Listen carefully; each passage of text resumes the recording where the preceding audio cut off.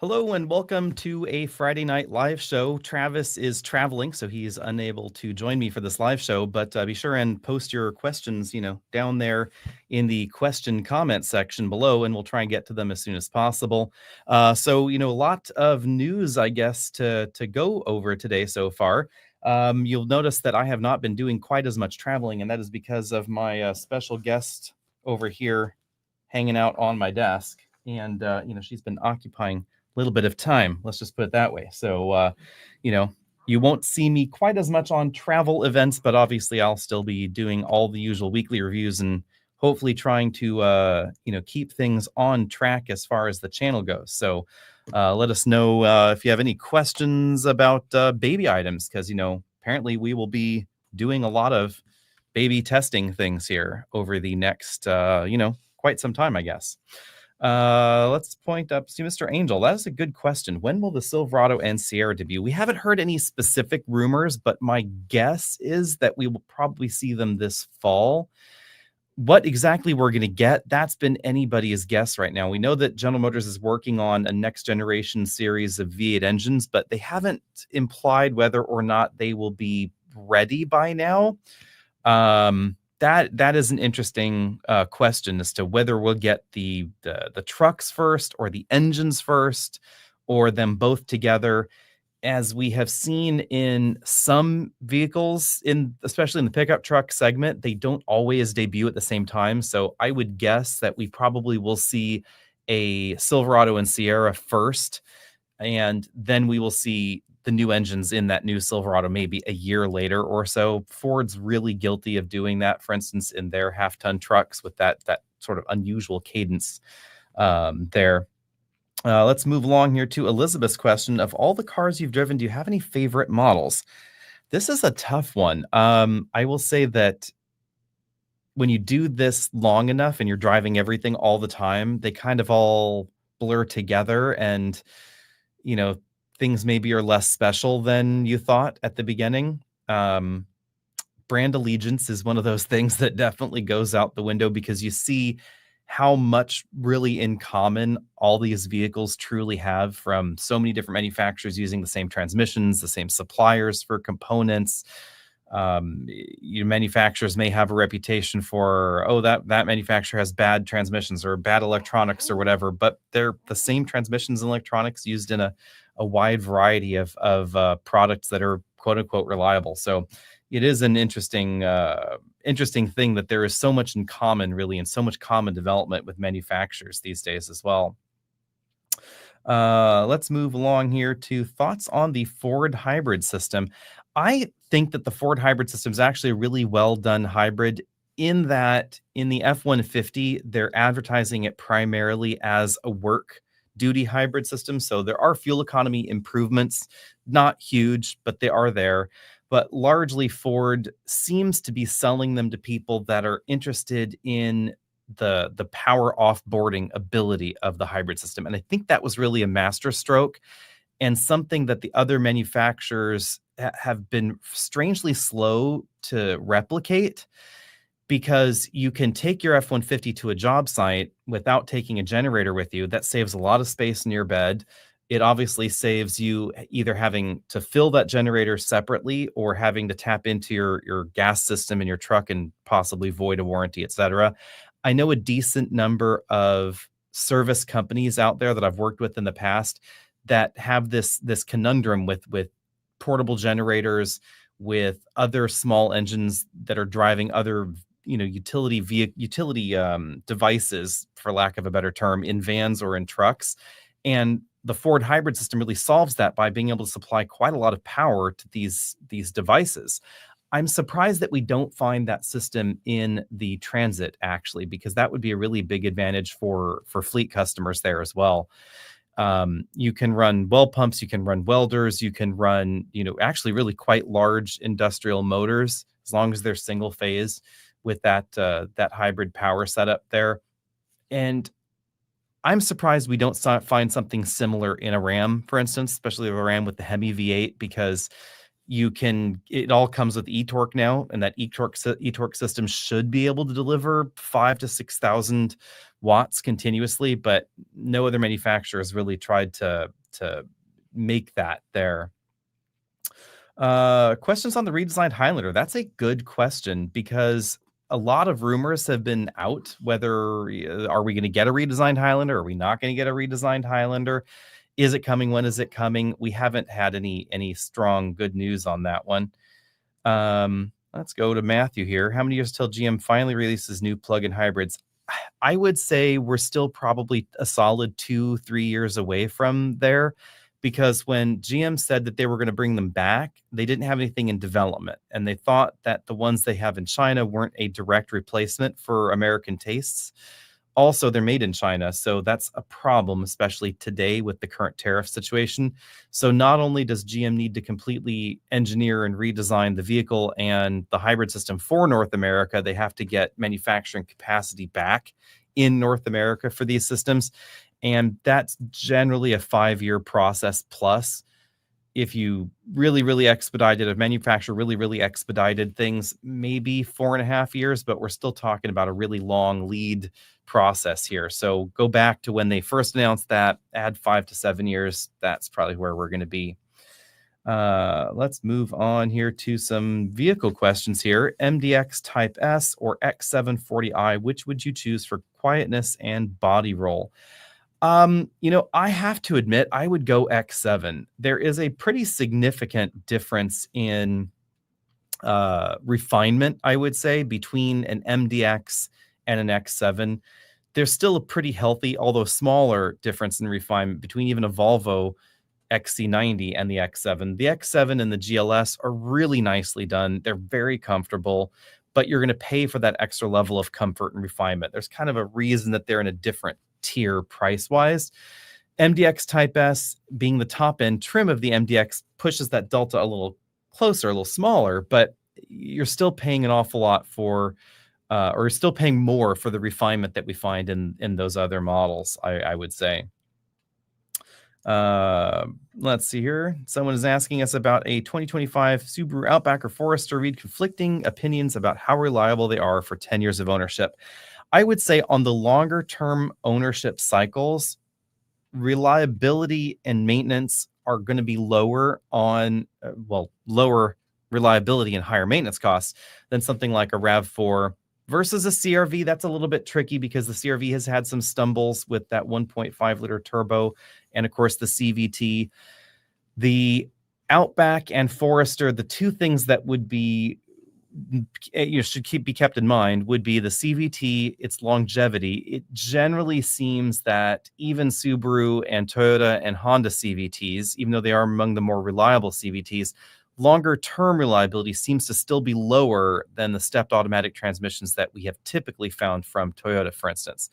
The other thing to keep in mind is that the Boxer engine designs will always burn more oil, and there is the possibility of more expensive maintenance costs long term on those engines versus an inline engine.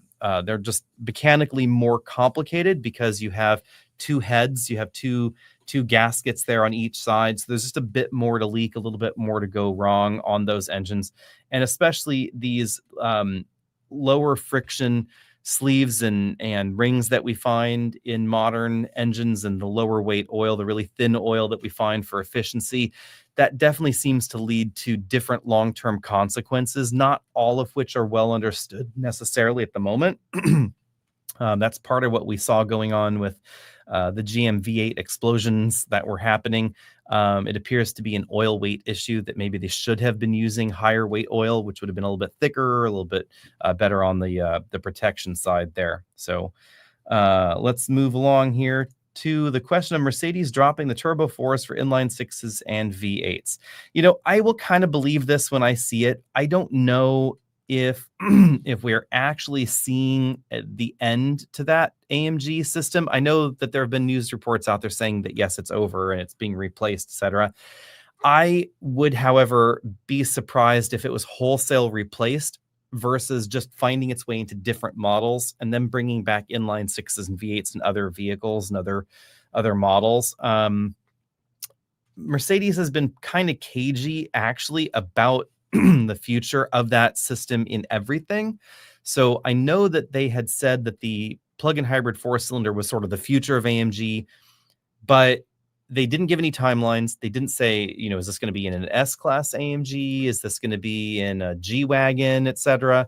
So it could be that maybe they were hedging their bet development-wise and still had some other things in development. We'll probably know more based on how quickly some of these other AMG formats come out. Yes, I've seen the X7 spy shots. I'm not sure how I think about the look, but, you know, I'll wait to see them in person. Let's see here. Thoughts on the Nautilus. Oh, interesting. Salesman lied about it being manufactured in China. I'm going to go ahead and guess that a lot of salespeople don't know where things are actually built, but I've always kind of liked the Nautilus. I think that I liked Lincoln's marching to a different drummer thing more than the Me Too thing that we see in Acura, in Cadillac, similar extent, maybe perhaps Volvo, etc. But when we look at Cadillac and their SUVs, I think they're really trying to copy a little bit of Lexus, a little bit of this, a little bit of that in their SUV lineup. Of course, they're all being discontinued except the EVs now, so maybe that doesn't apply to Caddy anymore. But Acura, for sure, in MDX and RDX and ADX, they're just sort of going after the generically sporty, generically more luxurious than the average model in that lineup. And Lincoln is kind of going off script with something that is decidedly comfortable. They tend to tune their vehicles much softer than the others, whether that's the Corsair or the Nautilus, or even to some extent the Aviator. They're softer, they're quieter, they're a little bit more cushy, comfortable, not quite an American land yacht, but, you know, in the 21st century, it's about as close as we can get. And I think it kind of works for Lincoln. The hybrid system's pretty efficient, but it's not as quick as you might hope based on its power profile. And that did surprise me. I had really expected that turbocharged hybrid to deliver better 0 to 60 performance, but in reality, it's not far off of hybrids that are making 40, 50 horsepower less. The made in China thing, that is kind of a personal decision. We don't know what Lincoln is going to do about the Nautilus longer term, because the tariff situation is really going to be a problem for them long term. There has also been discussion about maybe the tariff trading scheme getting shot down. It appears that right now tariff trading is still a thing. And what that means is that for every Lincoln that Lincoln builds in the US and they ship to China, they can bring in a Nautilus from China without paying a tariff on it. And Lincoln does manufacture vehicles in the US, so does Ford, manufactures vehicles in the US, sells them in China. And the last time I checked, they were making more vehicles in the US than in China, reverse, you know, shipping back and forth wise. So that should allow them to import them without the tariff burden, but details are sketchy going forward about exactly how that's going to all sort out here. This is a good question on the Wagoneer and Grand Wagoneer bringing back the Hemi V8s. I don't think that they will, because in that segment, it doesn't seem like there's as much customer interest in the V8 in those vehicles, because Ford sells a ton of Lincolns and Fords, of course, without a V8 option at all, and it doesn't seem to have affected them. Also, I think in those vehicles, the performance and the nature of those engines just suit the vehicle better. It seems that even though they are rated to tow quite a lot, the average person in a full-size SUV does not really tow a great deal, certainly less than the average truck owner claims they tow. So I think that it's a bit less of a problem, I guess you'd say, to not have a V8 in that model. Let's see here. What feature do you miss most? Left off or unavailable? CarPlay, blah, blah, blah, blah. Ooh, that's a good question. I would say on the EV front, CarPlay, the lack of CarPlay definitely offends me. And GM tries to justify this up, down, and backwards. But same with Rivian as well here. Any manufacturer that's deleting CarPlay, it just means, and with it, mind you, Android Auto, it just means less customer choice and less customer option. That's the pity. Especially when manufacturers like General Motors want to pull out that specific line, customer choice. This is why we still offer this, and this is why we do that, is because of customer choice. Well, if you really gave a crap about customer choice, then how about we bring back CarPlay, since a huge percentage of new car shoppers claim that that is a feature they absolutely want. The rationale is simple. They want your data. And if you want, and that's the double-edged sword here, if you want really reliable mapping and range data, then you do need to be using the factory navigation system. But if there's one thing that I definitely miss in the Blazer EV that we have for, I guess it's going to be about another year here or so, it is certainly CarPlay and that lack of CarPlay there. So let's see here, move on. Oh, this is an affordable car question here. A lot fewer affordable new cars from sale in the U.S. Car makers love to make huge expensive EVs.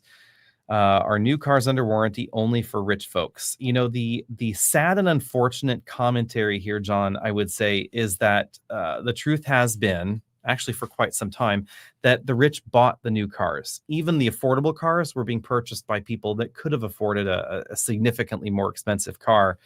Rather sadly, the middle class, especially the lower middle class, doesn't buy new cars. And that's kind of a pity, because if they did buy these affordable cars, they would still be around. It's the chicken and egg thing. Nobody was buying the affordable cars, so the affordable cars sailed off into the sunset.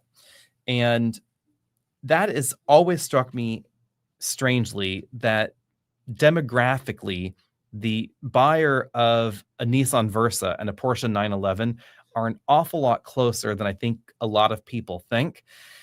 These people that are buying the affordable cars, they have just started gravitating towards the more expensive cars, even though they were always buying those and could have afforded something more expensive. It's a very odd one there.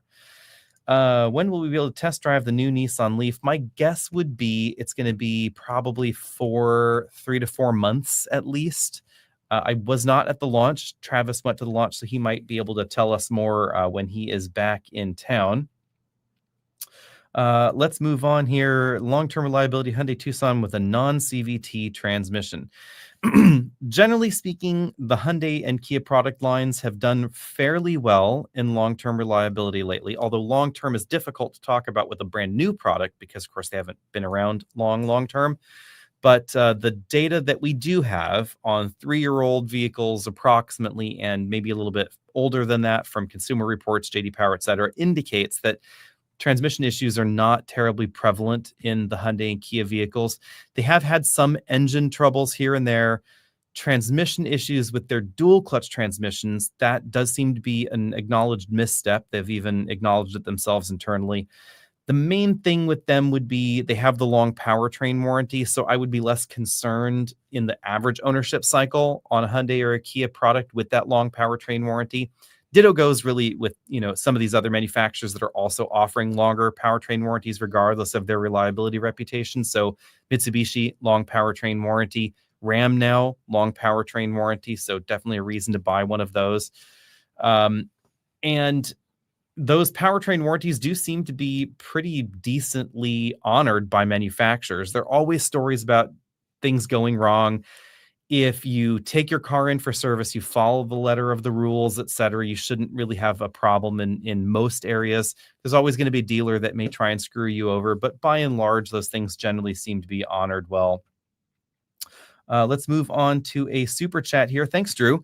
How is it that BMW X3 M50i gets better fuel economy than the new Tiguan? Does a 48-volt mild hybrid system make that much difference? The key thing to remember about a luxury car is that the manufacturers can spare a lot less expense at incorporating all of the latest active fuel-saving technologies in their engines. So, BMW is constantly refining their engines in their vehicles, especially their 3-liter inline six, which I have to admit is a fantastically efficient engine in practically everything that it's been in.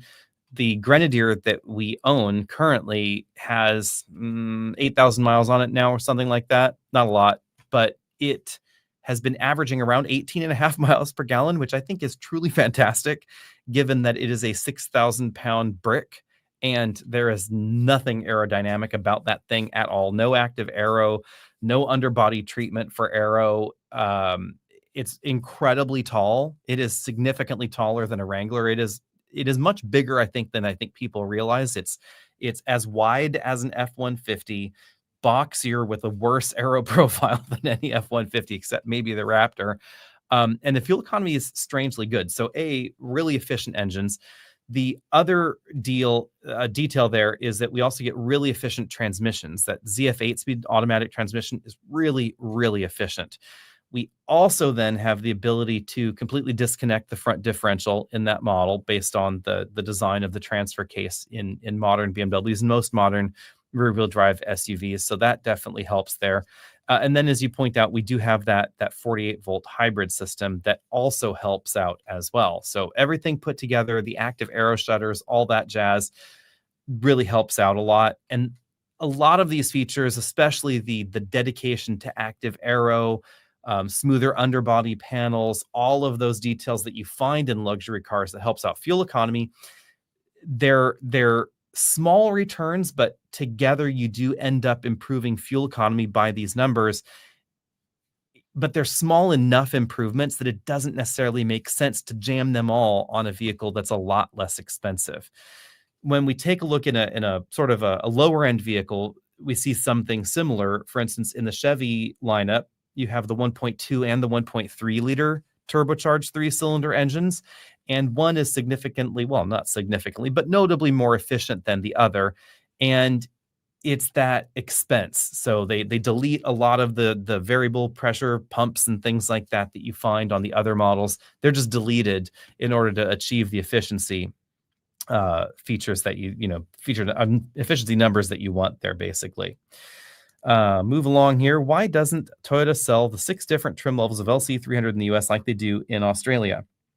I have always wondered this question. And I do not quite understand it, to be honest. Toyota has really hiked the price on the Land Cruiser through the roof over the years. And this is part of why the sales just fell through the floor. Sales numbers fell through the floor in the US. It just got too expensive, especially with the Toyota badge on it. And then they inserted the smaller Prado in the lineup for the United States. And they realized that it just made more sense for the American customer. If you're going to be paying $100,000 for your Land Cruiser, just stick a Lexus logo on it, sell it to the Lexus dealer, makes more sense. I get that part. But then I do wonder why they didn't fully flesh out the lineup of Land Cruiser in the middle with the Prado. We don't get the non-hybrid, we don't get the diesel, which I think would be fantastic. I actually experienced the diesel Land Cruiser recently in Colombia. That was all kinds of fantastic. I really wish we got that here.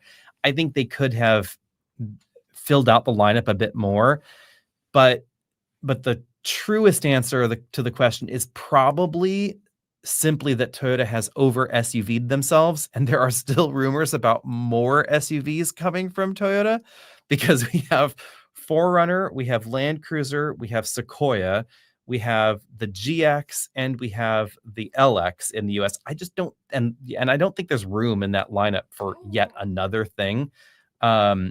They have really turned into the General Motors of the late 1990s or early 2000s, where GM had an SUV for every brand for every occasion.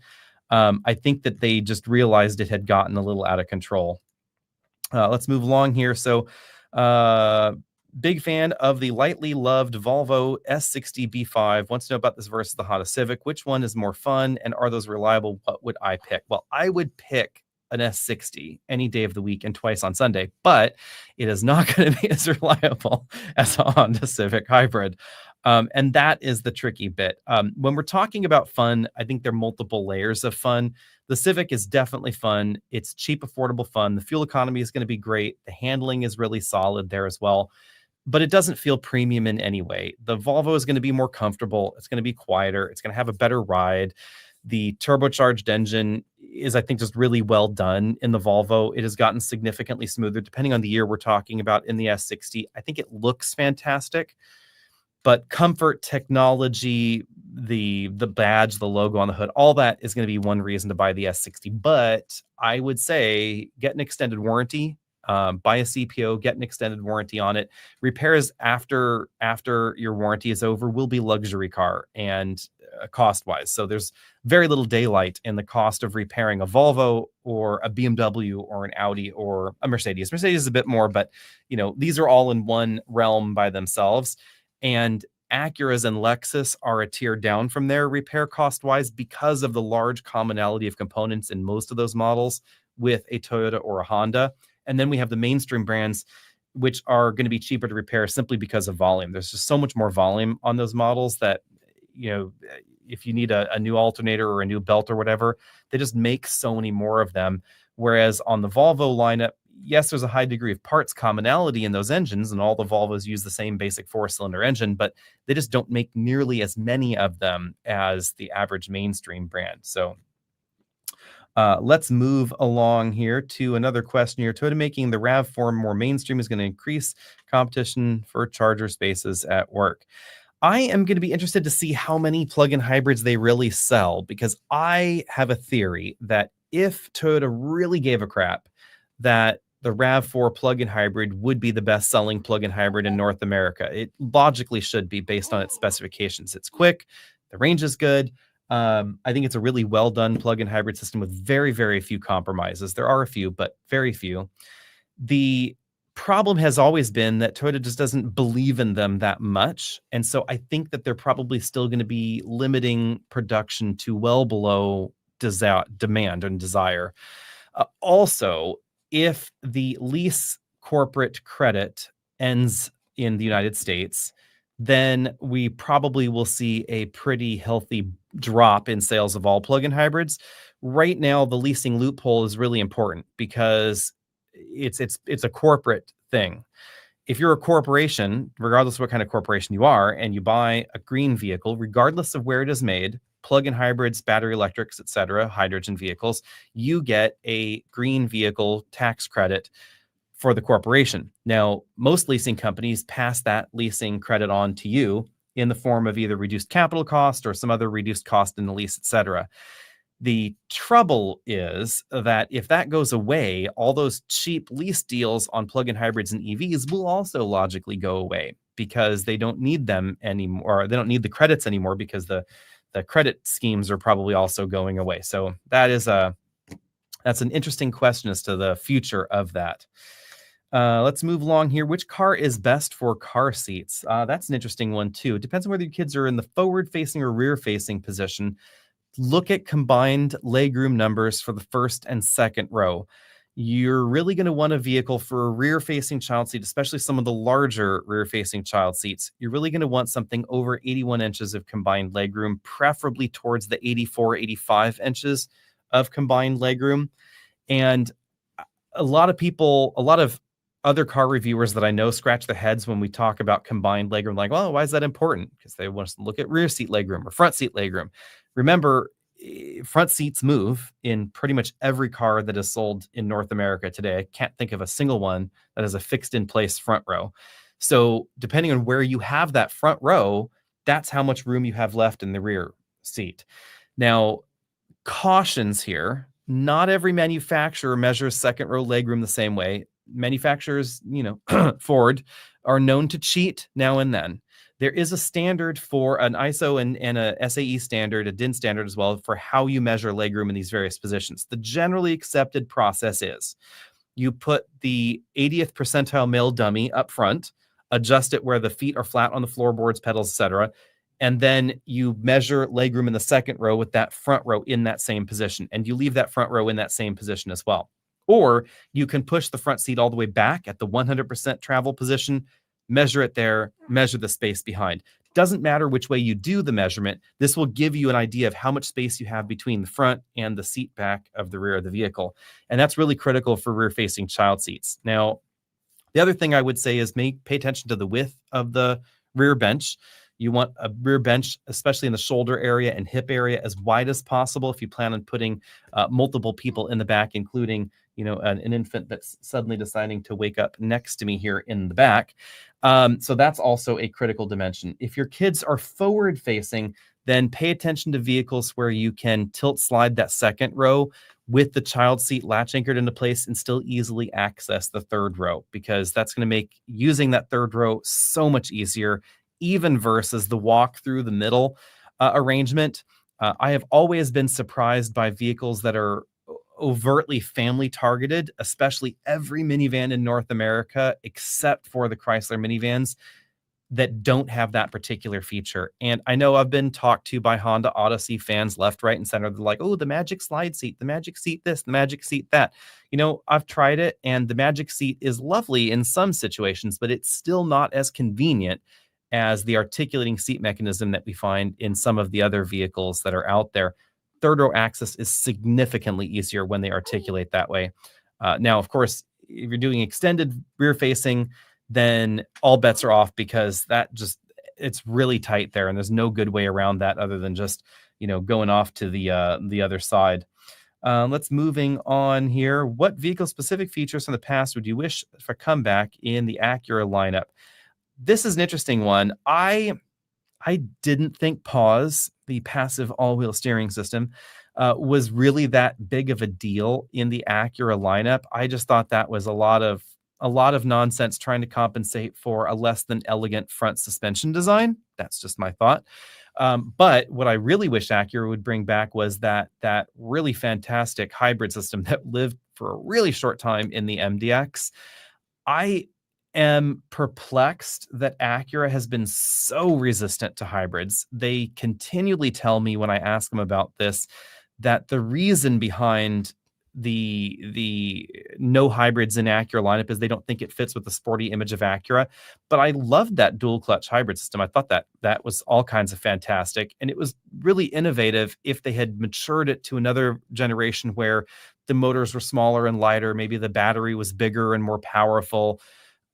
It would be a really cool thing to say mate that system to the single turbo engine that we find in the current MDX.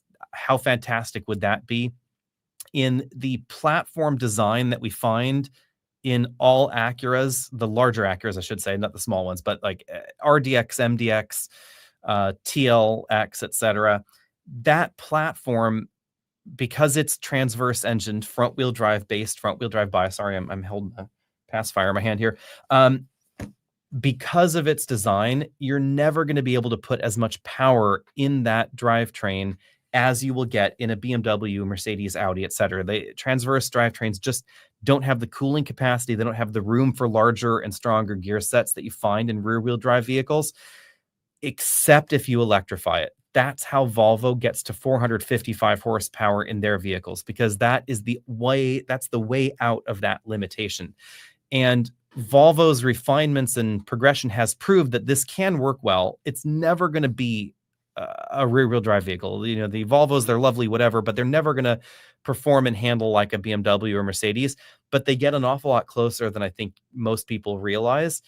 And they have the benefit of great efficiency, decent packaging, all those other efficiencies you get with transverse designs. I think Acura could really work that into a new product line, and somehow I hope they do, but we don't know exactly what the future holds there for that. Let's move along here. Wish we could do a car review on longevity perspective using high mileage examples, different channel for car already reviewed in the past few years. This is something that I've always thought would be interesting, but getting the vehicles, knowing their service history, that would be tricky. And without that service history, it's hard to make good comparisons because you don't know what that other person has done to that vehicle. Let's move along here. What is the white black thing above the white license plate starts with AT? No, that's a thermostat for the air conditioning in this office. It's one of the Ecobee things because for some reason they put the thermostat for a whole huge number of offices in this building here in this room, and it's not really very telling of the temperature in the other occupied offices. So that one lets you have remote thermostats in the other locations over there. So move along here. Anxious for a test drive of the heavily revised Subaru Outback. Have we scheduled this? That drive program should be coming up here soon.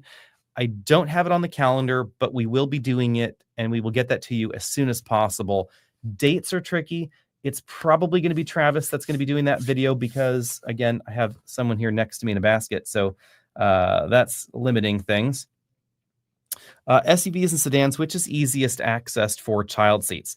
That's a good question because this really depends on your personal ergonomics as well. The taller you are, the more I would lean towards an SUV.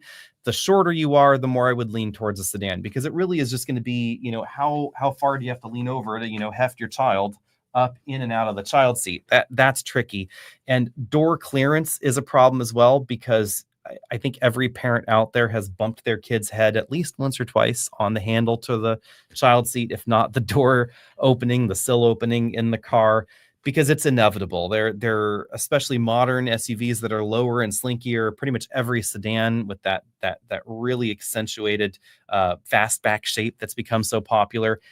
It's just difficult to get kids in and out, especially if you're using a car seat with the base station, the dock bases, because those add a significant amount of height. And that's something that I think is also critical to keep in mind, is if you're installing a rear-facing child seat, especially an infant seat, you're not going to be able to do anything about those convertibles. But an infant seat, if you need more room for certain vehicle types, you can remove the base station and just install the child seat using the shoulder belt. Now, there is not a lot of data on this, but by all appearances and the anecdotal data that we have been able to get from car seat manufacturers, mind you, it is safer generally to install the car seat with the base station, whether you're following the shoulder belt path or the latch anchors, because the way those base stations really fit in more tightly in the vehicle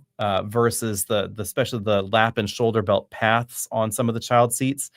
Also, you are not going to be able to do the anti-rebound leg and some of those other design features that we see in those base stations. You can't do that if you are using without the base station, because that's part of the base station, the dock itself. So that's something important to keep in mind there. Very strong TARDIS vibe. I don't know if that was what we were going for, because if I were really TARDISing, I'd want some circles in the back for a more classic Doctor Who. Any rate, full size 3-row. This is a good question, and I think it would depend on what you're looking for. I think the Navigator is my least favorite in this segment. I like the big screens in the Navigator, above the system that we find in the Grand Wagoneer, but on a comfort level for the third row, the third row in the Grand Wagoneer is significantly more comfortable and larger than the others. So if you're really using that third row, I would go there. The Grand Wagoneer also has the ability to tilt slide the second row for child seat access, if that's of concern to you. Ride quality, Escalade, I think, is the best. That adaptive suspension system where we have the combination of Magna Ride plus the airbags, that is truly fantastic in the Escalade. Navigator, not as comfortable.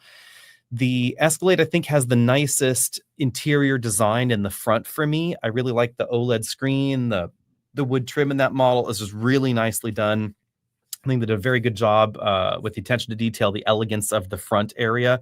Second row back, I would then go back towards Grand Wagoneer. So it's going to depend on your use case. The Grand Wagoneer, if we're not talking about the extended model, the Grand Wagoneer is bigger than the other models, so you do get a bit more room here and there. That's part of why we find that more accommodating third row. If you are looking at the extended models, keep in mind that the GM SUV triplets are the only ones that move the third row back. So if you are wanting extra leg room, mind you, headroom is still going to be limiting, but if you want extra leg room, the other extended wheelbase models, the cargo area gets bigger. In the Escalade, the cargo area gets bigger and the third row moves further back. So it gives you a bit more room there as well. Thoughts on picking up a used SC430? Any advice? The later updated models or the Pebble Beach versions worth it? I probably would go for as late of an SC430 as I could get. I have never been a fan of the look of the SC430. I have always preferred the pre refresh model, because I mean they were all kind of related, mind you. But the pre-refresh model from, what year was this? The early 2000s, basically. I always thought that looked better to my eye than the post-refresh model. It was a little too bubbly for me somehow. Maybe that's because I've always liked the LS400 a bit better than the LS430, but that's just my thought there. Moving along here. Current crop. Oh, here, this is an interesting question. I like this one, Kevin. So, rank the current crop of off-roaders from best to worst. Now, if we're talking off-road capability, I would say off-road capability at their core, the lowest in this list would be the Toyota models. So from the factory is important here too. From the factory, 4Runner, LX550, those are lower on the list because they lack the really dedicated off-road software that we find in some Land Rover models, etc., some Jeeps, etc., but mainly because they don't have a front locker, they don't have an adaptive height suspension system. So those are really going to limit some capability there. They don't have as much power as some of the competition as well, and sometimes torque is important. So that's something to keep in mind.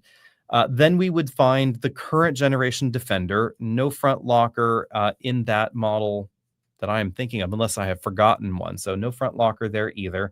That would basically go for Land Cruiser as well in that bunch. Then we get the R1S, and this is going to be somewhat controversial. The R1S is really quite capable, but no true mechanical locker in the quad motor model, which is what they're billing as the most capable in the lineup.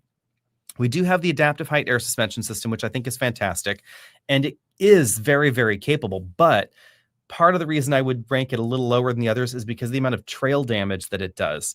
Any quad motor EV, any tri-motor EV, actually honestly, a lot of dual motor EVs that don't have true lockers, they're going to create a lot of damage to the trail because you have to slip a wheel before the system can think, oh, there's nothing happening there. We need to send power somewhere else. These vehicles don't have stepper motors, so it's not like the vehicle can command each wheel to rotate at exactly the same rate. They're trying to apply power to the motor on the wheel that causes it to spin up if there's nothing there. It's difficult to control wheel speed in these situations. They're going to have to use the brakes to try and actuate things. The brakes will end up becoming overheated, etc. over time. Those are really important factors. Then I would say the average Wrangler and Bronco are pretty similar in terms of capability, as well as the base models of Grenadier, and that's because the front locker is not standard. So for some reason, I think this is a really missed opportunity for Ineos especially. I think by the time you've worked your way up from regular Wrangler pricing to G-Wagon and Grenadier pricing, the front locker should be standard, and it's not in the Grenadier. Odd twist. You have to select that option box. I think that almost all Grenadiers actually sold in the US have the front locker, because every dealer that I know for stock, for inventory purposes, they always check the box for the front locker.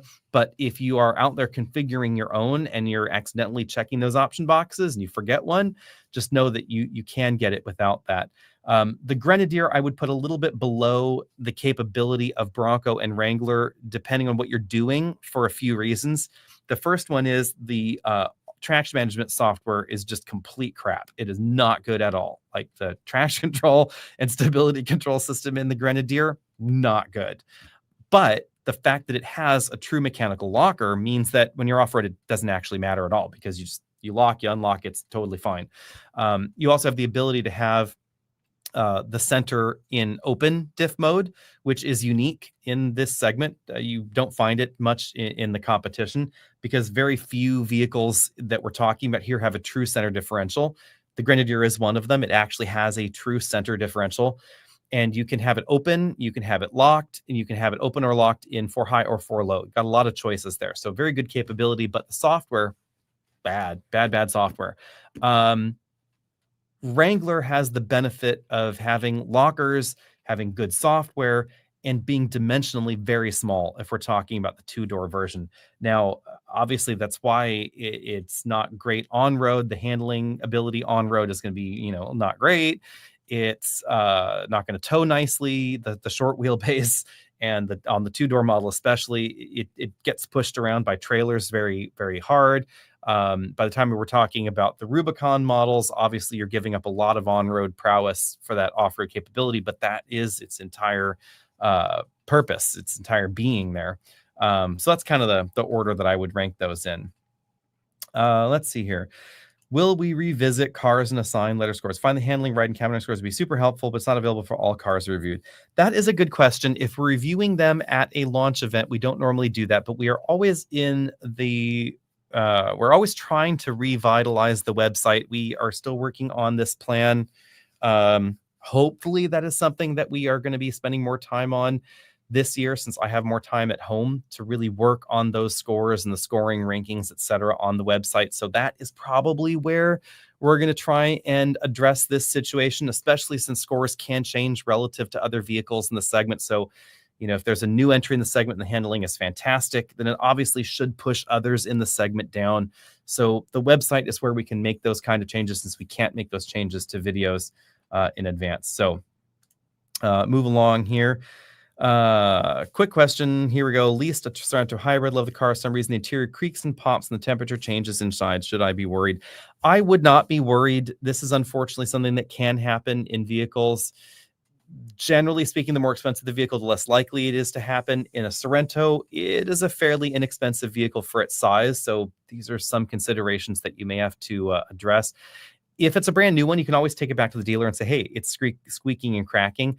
Most likely it is because there is a trim panel piece inside that doesn't have a piece of foam or a little piece of tape here and there. There is a lot of foam going on and a lot of fuzzy tape going on in most modern vehicles. If you've ever taken apart panels in a new car, you'll notice that the way these interior panels are usually affixed to the body structure of the vehicle is they have these little push clips, these little metal clips that kind of look like this, and they push past and then they expand on the other side to retain the panel in.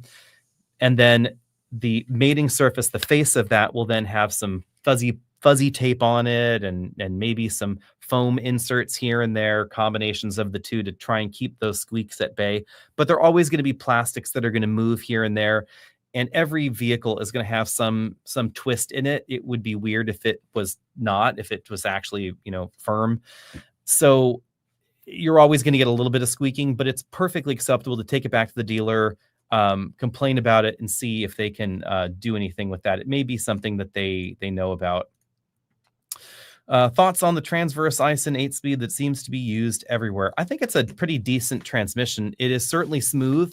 I think I like Honda's 10-speed automatic a bit more than the Aisin, but it's certainly less controversial than the 9-speed ZF transmission, and it's certainly less controversial than the dual clutch transmissions that some manufacturers are using instead in this segment. The downside to the Aisin 8-speed is that it doesn't seem to be able to handle as much torque as some manufacturers would really love to be able to put through that transmission, and size-wise, it is not as compact for its power capabilities as the ZF 9-speed, which is why we still find that 9-speed in so many vehicles out there. But I think it's a solid transmission. It's proved pretty reliable. We have a new version, of course, in the GR product line from Toyota. I wouldn't be surprised if we didn't start seeing that tune with those very similar clutches and some of the very similar changes to the gear ratios in other vehicles at some point down the line. Subaru Solterra, we should be driving that relatively soon. I don't know exactly when, but pretty soon. Also, of course, the related Toyota BZ, that should be coming up pretty soon as well. Jay has a Veloster N1 and Ioniq 5N. I am torn on the range. I would say of the EVs that are out there currently that have low range, I would be the least worried about the Ioniq 5N because it charges so quickly. So you really can get a 10%, 80% charge in just 18 minutes and the full battery charge in under about 40 minutes or so. So because the charging is so quick, I'd be less concerned about range. Also, really sit down and think about how often you truly road trip and you truly are using more than about 180, 200 miles of range. If it's very often, maybe look at something else with a bigger battery pack. If it's really pretty rare, I don't think I would worry about it too much. The last twist there, of course, is that it depends on where you live and how much charging infrastructure there is in an area you live. And then tied with that, how often do you plan on using a Tesla charger on your Ioniq 5N? Because remember that generally speaking, with very limited exceptions, the supercharger network is a 400-volt network, and that means that it's really going to take a lot longer for your Ioniq to charge on a Tesla supercharger. You're going to be much better with the others. This is an easy one, hands down, the Volvo XC90 plug-in hybrid. It is so much smoother than the Mazda plug-in hybrid. You also get pretty solid range, better fuel economy, I think, in real-world driving. Everything about the Volvo plug-in hybrid I like better. Especially since you're not driving it too far there. I would go the Volvo. I was actually quite disappointed in the XC90 plug-in hybrid, if I'm honest. It's not as smooth or as refined as I hoped it would be, and I hope that Mazda can continue refining that over time. So let's move along here. Elizabeth is asking about an SUV. Is torn between a Forester and an Equinox. That is an interesting twist there. The Equinox, I like the look of. I think I like the look of the GMC a bit better, but I have to admit, I probably would buy a Forester hybrid. I think the Forester hybrid is just a really good balance of different priorities. I would probably go towards the Forester hybrid. Also worth looking at would be something like, and depending on how much room you needed, of course, something like the Sportage hybrid. Looks are subjective. I don't care for the exterior looks of the Tucson or the Sportage, but I do like the hybrid system and the interior design. The Nissan lacks the hybrid system. I don't know if I would go there unless you just really love the look, and it is pretty comfortable. Toyota's obviously the no-brainer there, easy to recommend. I would also look maybe towards a Sorento, because the Sorento is this weird twist between, or weird intermediary between a compact and a midsize. It is smaller outside than a Highlander, but about the same size on the inside. The cargo area and the optional use third row, because it's standard, but the third row should be considered optional use. It's not emergency, but it's not big either. But I like that use of space back there. And the price tag is only a little bit above average for a compact. It's $2,000 to $3,000 more than the average compact SUV, but a whopping $8,000 less than a Highlander. So it's this weird middle ground, which I actually really quite like. Let's move along here. Reliability issues seem to be an issue across all truck brands, which is true.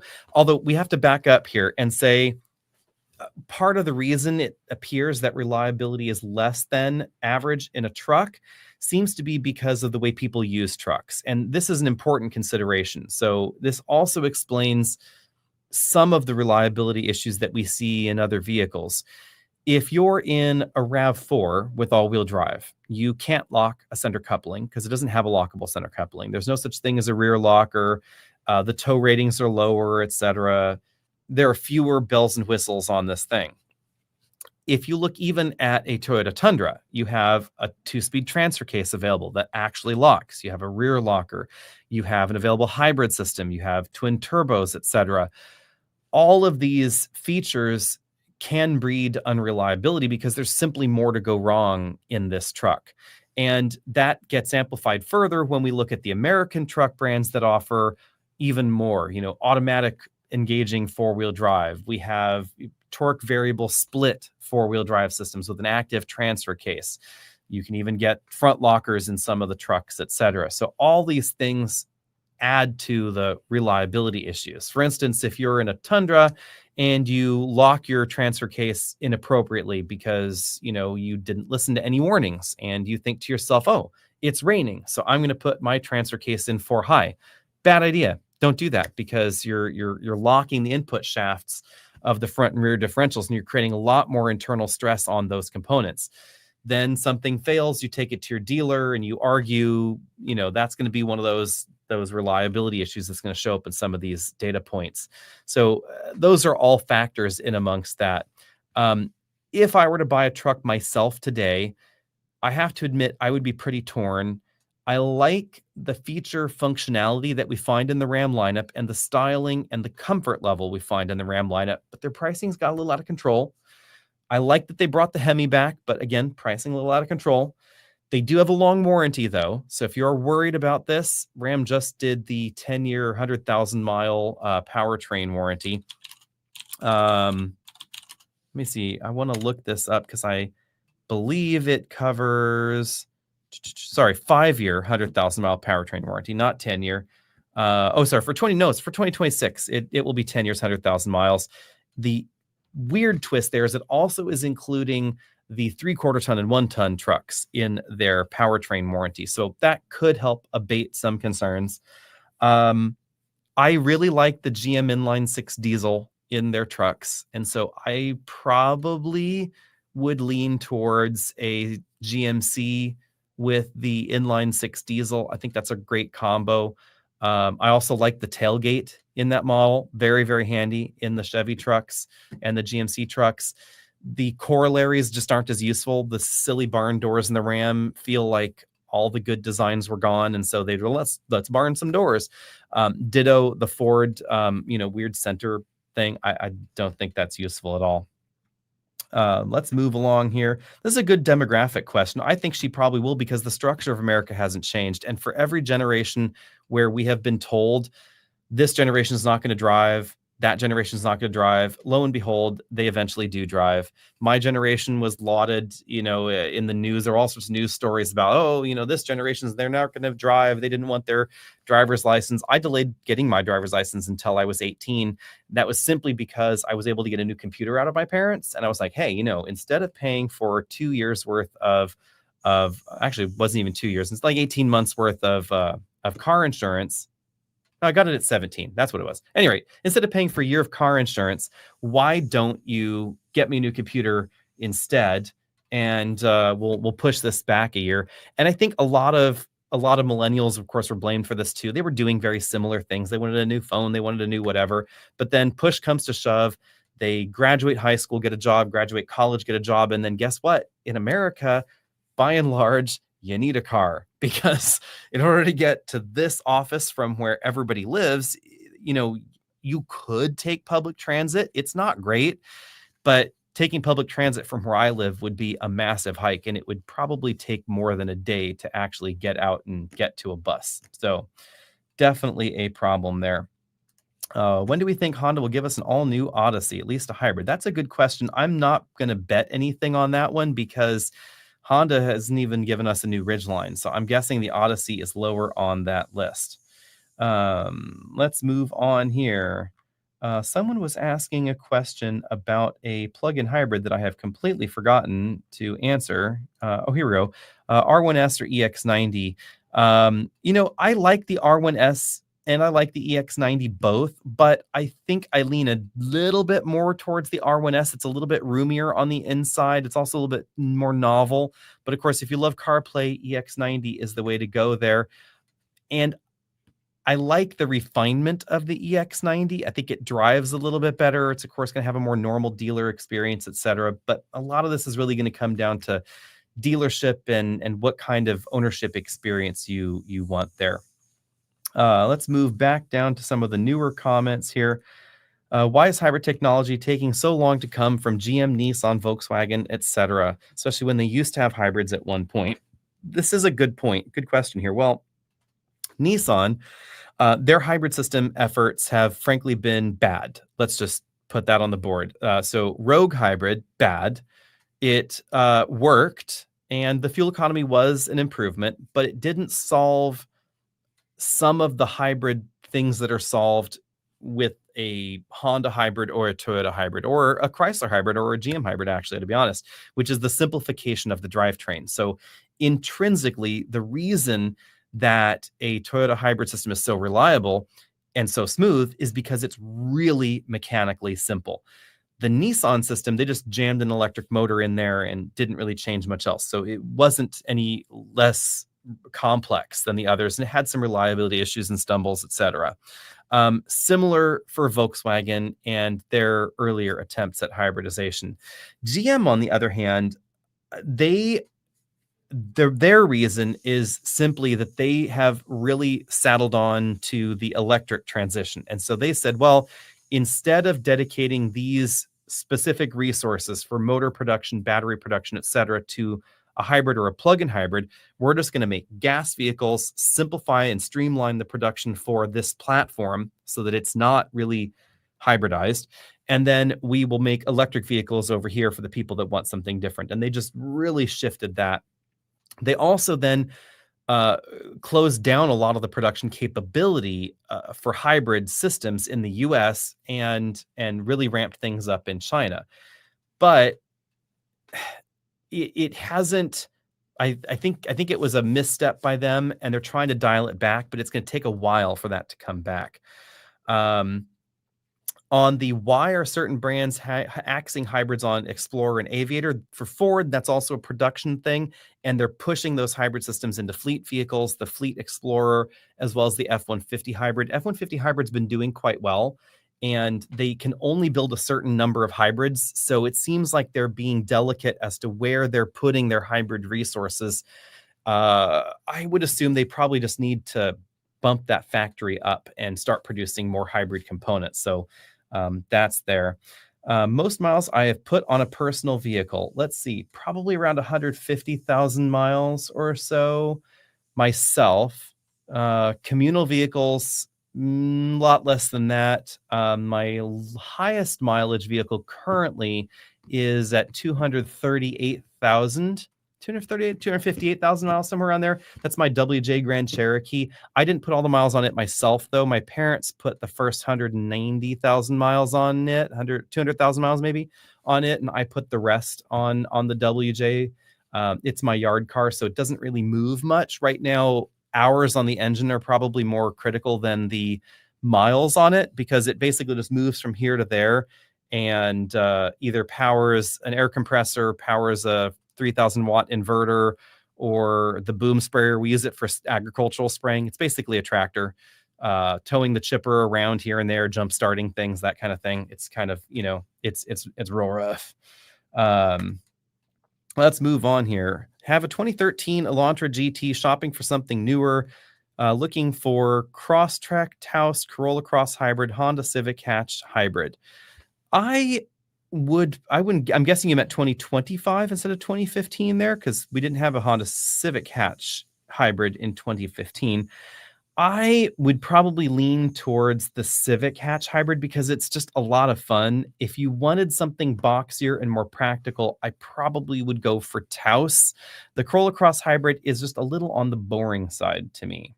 Let's move on to our super chat here. Thanks for that. What are our thoughts on a used 2019 e-tron? I think they are fantastic deals. The depreciation on them is absolutely epic. And as you point out, the range, not great. But the AC charging, I think, is the bigger reality and the bigger consideration here. Most people are going to be AC charging all the time. I don't think it's that big of a deal. They're so cheap. That is the main thing. They have seemingly still are getting decent support from Audi dealers. There's not too much to go wrong on them. There were some teething troubles. My memory is a little bad on the exact electronics issues, but I believe there were some early onboard charger issues. So you want to make sure that yours doesn't have any of the known problems on your particular model. But I wouldn't be necessarily scared at all by those. So I'd probably go for something along those lines. Yeah. So at any rate, let us know what you think about all that down there in the comments section below. Find us over Facebook, all that, etc. We'll follow you back up before we actually split here. So the last question, guys, why do I like them? I like the ride quality in the e-tron because they're really comfy and they're big. And they were in this weird era where obviously it's Tesla. So Tesla's creating SUVs over here on the side, and EVs over here on the side, and other manufacturers are like, oh, we need an SUV that's an EV. And so various manufacturers picked different segments to compete in. Audi tried it with the e-tron, Jaguar with the e-Pace, of course, or I-Pace. But and even though they were always compared with one another, they were quite different vehicles. The e-tron was always relatively large. It's a big two-row, so more like a base Model X than a Model Y. And the I-Pace was always quite small. So honestly, kind of expensive Volvo XC40, competitor, because it's really quite tight inside. And I think that some of these comparisons disadvantaged these vehicles. E-tron was accused of being too expensive and too slow and too this and too soft and whatever. But a lot of those comparisons were comparing it to Model Y, which was a very different kind of vehicle designed for a different kind of customer. So I think that the softness, the quietness of the e-tron was always attractive to me. Depending on the generation, there was the tri-motor version of that platform that I think also it was really quite novel in an era where other manufacturers weren't trying multi-motor EVs there. Kind of tied with this, it's one of the reasons I like the e-tron that doesn't have really terribly huge wheels on it. Manufacturers don't want to go back to smaller wheels for a bunch of different reasons, but big brakes are one of them. You can't put big meaty brakes behind small wheels. The disc brake revolution, I guess, is part of this as well, because previously we had relatively small disc brakes. A lot of vehicles were still drum braked in other world markets, which is why those could have even smaller wheels, because you can actually stick really quite small wheels on a car with drum brakes. But big disc brakes, big reason there. If you want 2, 3, 4 calipers, 6 calipers, 8 pistons. If you want 4 piston, 6 piston, 8 piston, 10 piston brakes, is huge things. You really end up needing to have big wheels on these vehicles. People also really like the look of them. It improves handling. It does have seemingly a minor impact on braking scores sometimes due to the stiffness of the tire combo there. But improving roadways, I know it doesn't seem like that, but the reality is that roadways have improved greatly in the United States over decades and decades, potholes on freeways notwithstanding. And the lack of rural purchase of new cars is a consideration here too. By and large, American car shoppers, high percentages here, we're talking, not exclusively, but high percentages, are suburban dwelling, upper income earning, multi-car households that own their own home. And that is why when you look at the cars that are being designed for America now, they're not inexpensive. They're no discount cars. They are not really focused at rural America, even though they may want to give this vibe of country cowboy with the pickup trucks. The vast majority of pickup trucks are sold to suburbanites. They are not sold to people that actually do truck things with the truck, which is also why we find trucks with such little beds and such big cabs and this growth of the truck persona. We do not see the explosion in truck sales in the United States because that many more people went out and bought a ranch on the weekend.